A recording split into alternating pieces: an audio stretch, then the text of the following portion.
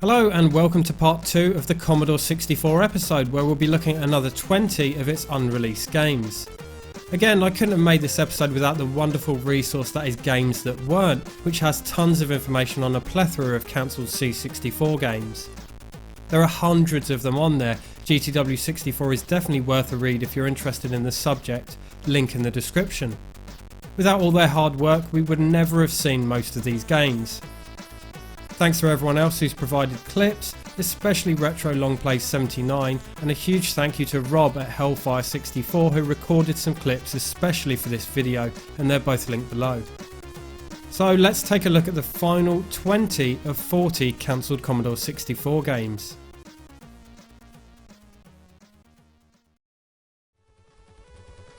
Psycho Zone was planned for release in '94 from Cytronic and was made using the Shoot 'em Up construction kit. At first glance, Psycho Zone looks like a top-down racer, but you soon realise that it's a vertically scrolling shooter. You're riding your weapon-clad motorbike through the Psycho Zone, several stretches of road that have become lawless in a bleak civil war-ridden United States. These roads are ruled by, quote, gangs of road warriors and genetically enhanced psycho bikers. The game was previewed in Commodore format in '94 but was never released as Cytronic went under. In 2008, Richard Bayliss began working on enhancing the game with assistance from others with music, additional graphics and physical media such as inlays. It looks great visually and plays at a decent pace. Although decent enough, I did find the music a bit choppy and hectic at times. All in all, this is a good vertical shooter for the system with a twist on the genre's usual setup. Sometime later, Psycho Zone was put on tape and you can actually buy a physical copy for a mere £6 at cytronic.net, which I'll link below.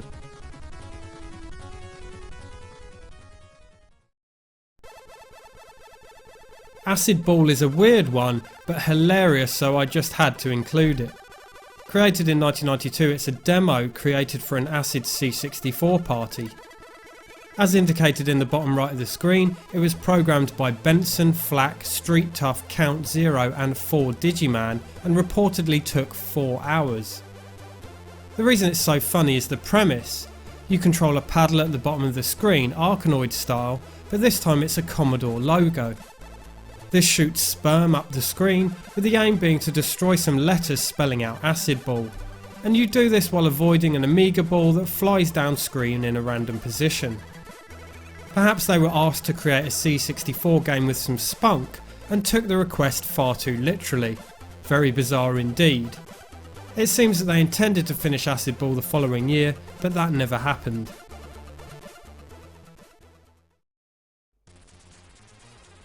Body Slam was originally a Sega arcade game released in 1986 featuring an all-female roster of wrestlers. A port was in the works for the C64 from Software Creations to be published by Firebird on their Silverbird label. A C64 port was programmed by Jonathan French, which would have been the only 8-bit computer version of Body Slam, as in the end it didn't receive any. The all-female roster have names equally as amusing as their arcade counterparts, such as Gale Force, Ruthless and probably my favourite, Polly Filler. The graphics done by Wayne Blake are of course a far cry from Sega's arcade version, but considering the hardware it looks decent.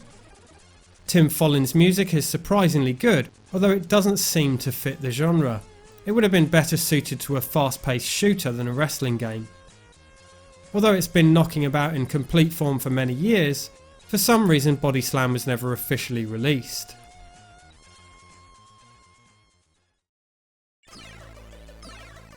Thruster Ball is a multi-directional shooter very similar to 1987's Cybernoid, which came to various platforms including the Commodore 64. It was developed in 1991 by Kevin Murphy, who initially sent Thruster Ball to several of the larger publishers, but when it received no interest he tried to sell copies via mail order. It didn't sell well, so he ultimately sold the game to Zap 64 and it ended up on a cover tape. Thruster Ball is presented very well. You control some sort of futuristic spinning ball and you traverse the alien levels one screen at a time rather than scrolling, shooting out projectiles, taking out or avoiding alien and robotic enemies, and avoiding obstacles.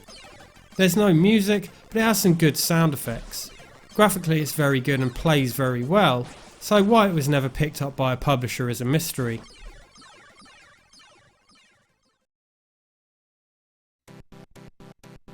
Daffy Duck, full name Daffy Duck and the Great Paint Caper, was another licensed platformer being developed by Hi-Tech in 1992. If you caught the first episode, you might remember that they were also developing the unreleased Bugs Bunny, another Warner Brothers license, and Yogi Bear. I know this one was a particular labour of love for the guys at Games That Weren't. This looks like the best of the three by a good margin, with graphics that are clearly impressive for the Commodore. As Hi-Tech had signed a deal with Warner Brothers, they were looking to push Daffy Duck as one of their big titles, with releases across several home computer platforms, and reportedly spent almost an entire year developing it. Despite the plan to hype the game, very little was known about Daffy Duck until a glowing review appeared in the August 1992 issue of Zap 64, earning a whopping 94%. The review praised the game's graphics and presentation, its music and gameplay. A platform game, Daffy Duck sees you controlling the title character across 7 platforming levels. During his travels he'll meet several other well-known Looney Tunes characters like Foghorn Leghorn, Speedy Gonzales and Roadrunner, among others. These characters can often be spoken to and will sometimes even reward Daffy with a useful item if he fetches something for them. In fact, there's a lot of item collecting going on in this game.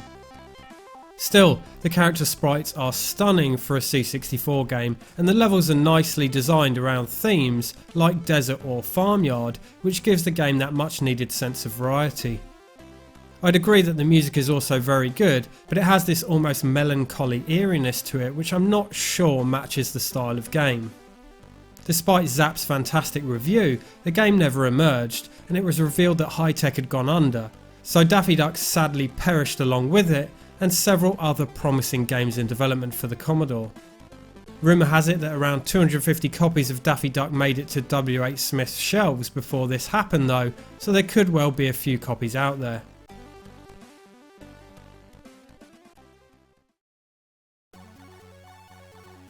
Devious Designs was a fun little puzzle game from Imageworks that came to the Amiga and Atari ST in '91, and I rather enjoyed it on the Amiga back in the day. A Commodore 64 version was also planned for that year, but was never released. The released versions see your gravity-defying character assembling different shaped blocks to make a well-known landmark. In this C64 version we can see this was somewhat simplified to smaller structures like this igloo. That didn't change the difficulty though, as it can still be fiendishly tricky. This version was very scaled down when compared to the Amiga and ST versions, as you'd expect, but for the hardware it's a good looking game. Peter Barron was tasked with programming the C64 and Amiga versions, but priority shifted to the Amiga version as demand for the Commodore 64 was dwindling, which resulted in it being delayed and finally cancelled. A shame, as it showed promise, and the version was worked on for around 9 months in all. Thankfully in recent years Devious Designs has been made playable, despite it being only about 80% complete.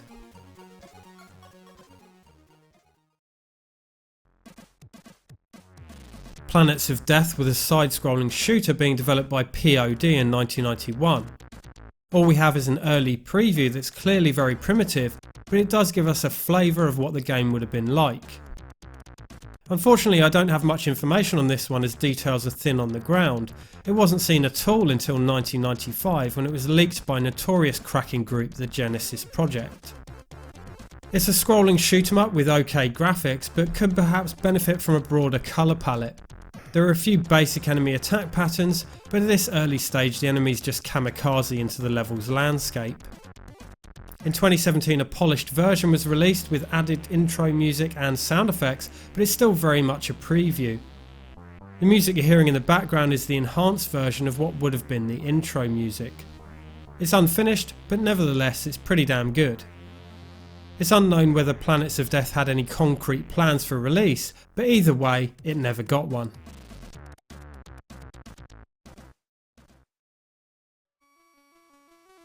Little Knight Arthur is a platform game developed in 1985 and 1986 by Pasi Haitonen, apologies if I'm mispronouncing that.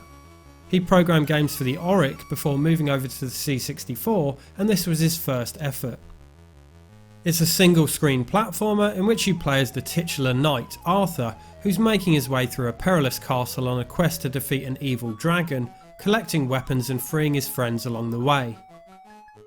Each screen represents a room in a castle, each having a specific theme, and requires that you perform a task or collect an object before making your way to the exit. It's pretty unforgiving, often requiring split-second timing to avoid death. In fact, it's way too hard.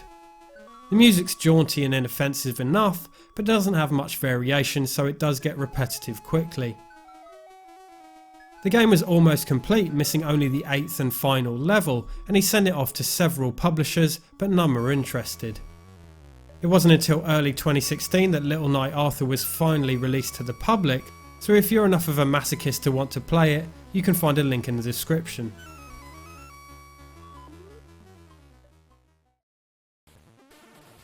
Star Race was developed by Denton Designs and was due to be published by Ocean in 1987. In the end, Ocean didn't believe it would sell, so passed on the game. It's essentially a space race with vector graphics, which sees you piloting one of several ships resembling an R-Wing from Star Fox in a race through a triangular tunnel. These tunnels are essentially interstellar wormholes, initially used for space travel, but people started racing through them. If your ship leaves the confines of the tunnel, you slow down, or should I say slow down even more. Although the vector graphics are nice enough, Star Race is pretty sluggish, so this slow pace may have been a contributing factor in Ocean passing it up. A shame, as the game definitely would have been promising had it been a bit smoother. It's a nice idea and had some very good music. In the end, Denton Designs sold Star Race at a reduced price to Zap64 to be included on one of their cover tapes, so at least it made it to the public in some way.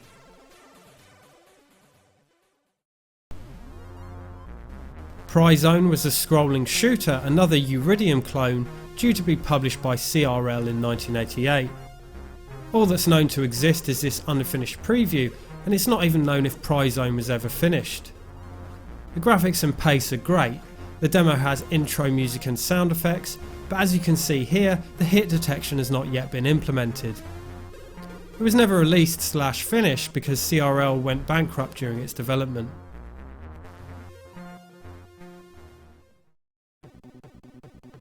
Yet another casualty of Hi-Tech's demise in '92 was Wonderball. Well, sort of. It's a simple platform game where you control a bouncing ball across a gap-filled landscape of platforms while avoiding enemies. It was actually developed by 16-year-old Stefan Tofteval and was completed. He came into contact with someone who offered to pitch the game to his contacts at an unnamed publisher, but nothing came of it. Stefan heard nothing more on the matter until years later when Wonderball was found online with a Hi-Tech copyright attached to it, so he believes that it's possible they were planning to release it behind his back. Whatever the truth behind this is, it was never released.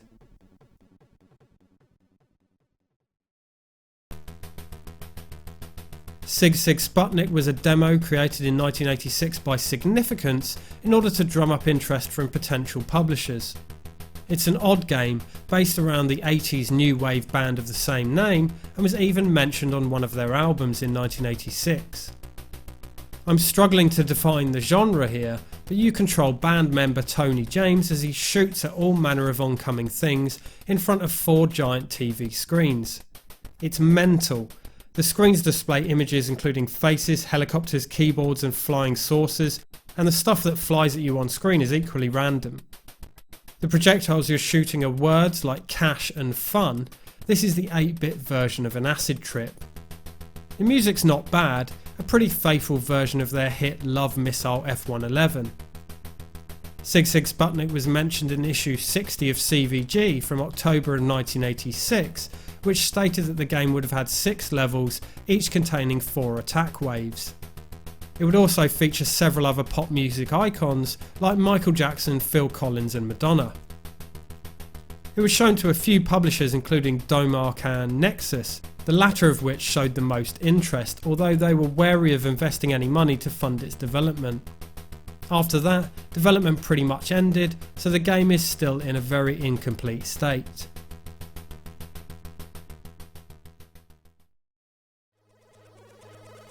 Another game developed using the Shoot 'em Up Construction Kit engine was Urban Warrior, developed by Video Images in 1988.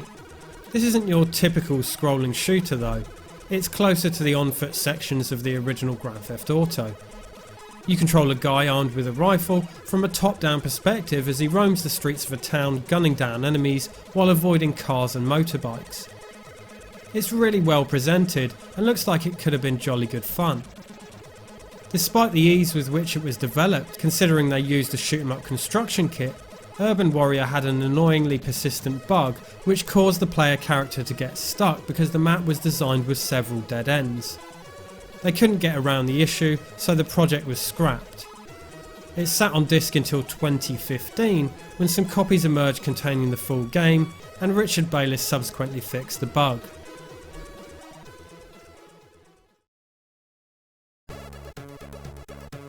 Otherworld started development as early as 1985 when it was conceptualised by Andrew Morris for Mr. Chip Software. I love puzzle platformers, and this one has a great concept. You control an Amiga ball as it bounces and rolls its way through themed levels, turning off switches as you go. You need to turn off all the switches in a level in order to open the exit at the level's end. The number of switches remaining is indicated at the bottom of the screen. Visually it's great, the levels are colourful and the themes are well realised, like this toy box theme. The motion of the ball and the enemy objects are very smooth and are animated nicely. There's intro music, but only some basic sound effects in game, although they're actually pretty good and do the job. At first glance it seems you have a pretty generous health bar, but that will soon deplete as there are plenty of hazards and objects to avoid, and this health bar represents your one and only life, so Otherworld is in fact pretty hard. Sadly, Andrew perhaps took a bit too long in the game, and by the time it was finished in 1989 the publishers had moved on from releasing games on the Commodore. A real pity, as this game shows some real promise in my opinion. In recent years Andrew got some discs to the guys at Games That Weren't, and they managed to compile Otherworld's constituent parts, making this yet another title they've saved from obscurity.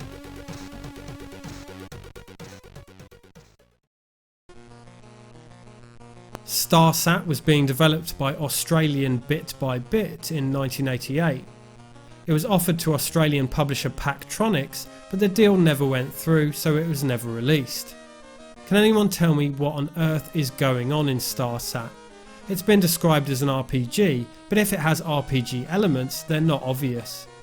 It's an isometric game in which you control one of 3 drones, each having different attributes. You collect objects and avoid enemy robots, but other than that I have no idea of any more details or what the objective of the game is. Deep Star, also known as Steel Eagle 2, was developed for Players Software in 1990 by Reflective Designs. It uses a similar engine to Steel Eagle's, but made a few improvements. A side-scrolling shooter, it sees you piloting a ship that looks half spaceship, half beetle, blasting your way through enemies using various weapons. Different weapons can be bought from the shops, which are found mid-level, using coins collected from defeated enemies. A bit of a shame that this one never made it, as it's a nice looking shooter with primitive but well executed parallax scrolling, and the music is awesome. Both the intro and in-game music are exceptional, so that's a sad loss. Players Software decided that space shooters were becoming old news, so passed on Deep Star in the end. A couple of years later in '92 it was offered to Fun Factory, but they never released it either, and it sat unreleased for many years. That is until recently, when the programmer Duncan Kershaw dug up the discs containing the full game.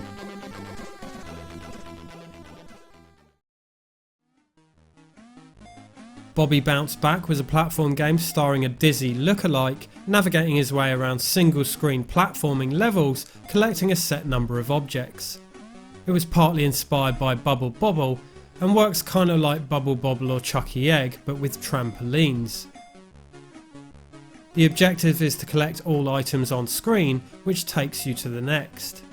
There's a good bit of variety between screens. They have varied colour palettes, appearances and layouts, and differing enemies. The music's reasonably good, it's jaunty but lacks in variety.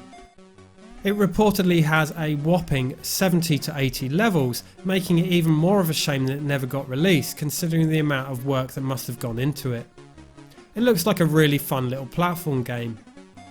It was being developed in 1989 by Chris Walsh and Wayne Billingham for Dynamic Developments, but when they went bust, Bobby Bounce Back was never offered to other publishers. Many years later in 2007, the programmers got the discs containing the full game to the guys at Games That Weren't, and it was finally made playable. So Bobby finally bounced back.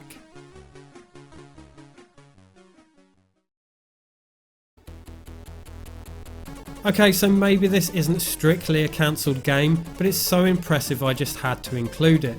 This is Mythos or Mythos, a demo and Zelda clone created sometime in the 90s by Crossbow at Crest. Unbelievably, considering it's running on a Commodore 64, it very closely resembles A Link to the Past on the Super Nintendo. Sadly, the preview is very short, allowing you to walk around a small map, swinging your sword and chopping down shrubberies a la Zelda. You can't interact with much, and there's no sound. Obviously, converting this into a fully fledged game would have been a mammoth task, and this is more of a proof of concept, but imagine if it had been.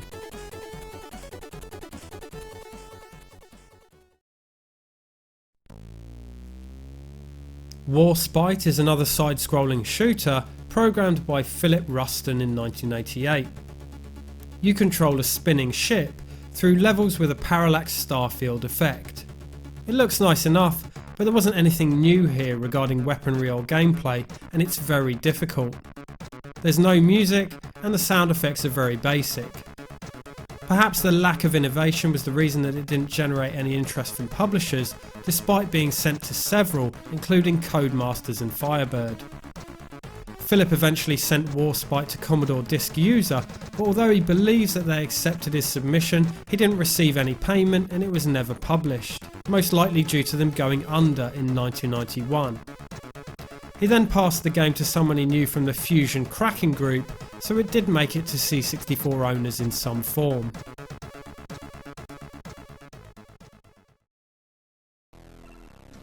Fears of Darkness was programmed in 1994 by an 18-year-old Falk Troger, again sorry for the pronunciation.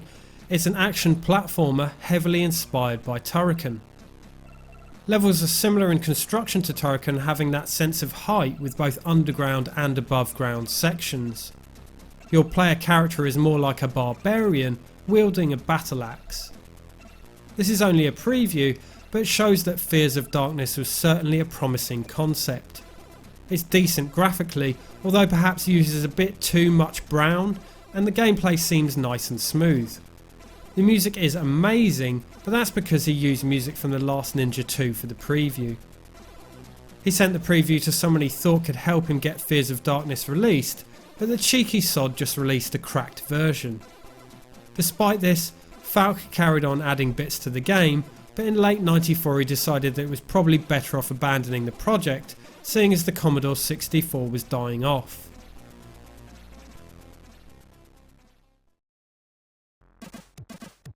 So those were the final 20 of 40 of the many unreleased Commodore 64 games. Let me know what you thought of them, and any Commodore 64 memories in general really. Thanks again to Games That Weren't for providing such a treasure trove of information, and to those who helped me out with gameplay footage for the episode. I'll see you soon for another episode in the cancelled game series, and as always, thank you very much for watching. You can catch the other episodes in my cancelled game series in this playlist.